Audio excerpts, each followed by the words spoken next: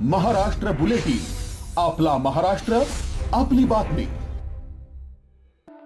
शिर्डी येथील बहुचर्चित सावकारकी आणि आर्थिक फसवणूक प्रकरणात भोंदू बाबा अशोक खरात याच्या संशयास्पद व्यवहारांचे धागेदोरे आता थेट सरकारी यंत्रणेपर्यंत पोहोचल्याची धक्कादायक माहिती समोर आली आहे।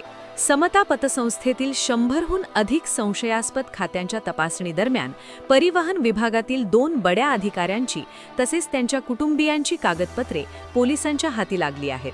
खरातने या अधिकाऱ्यांच्या नावाचा वापर करून बनावट खाती उघडली की या प्रकरणात त्यांचा थेट सहभाग आहे याचा तपास करण्यासाठी शिर्डी पोलीस आता संबंधित अधिकाऱ्यांची सखोल चौकशी करणार आहेत। या प्रकरणात तब्बल 56 व्यक्तींच्या नावावर असलेल्या खात्यांमधून काळा पैसा पांढरा करण्याचा किंवा बेकायदेशीर सावकारकीचे व्यवहार झाल्याचा संशय व्यक्त केला जात आहे।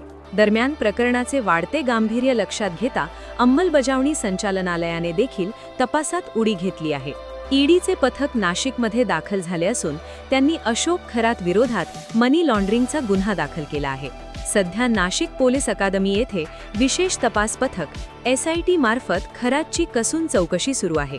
ईडीकडून खरातच्या मालमत्तांचा सविस्तर अहवाल तयार करण्यात येत असून विविध आर्थिक व्यवहारांची कागदपत्रे तपासली जात आहेत। या संपूर्ण कारवाईमुळे प्रशासकीय आणि राजकीय वर्तुळात मोठी खळबळ उडाली असून आगामी काळात आणखी धक्कादायक खुलासे होण्याची शक्यता व्यक्त केली जात आहे। Bureau report, Maharashtra bulletin, Nashik. Maharashtra bulletin, आपला महाराष्ट्र, आपली बातमी।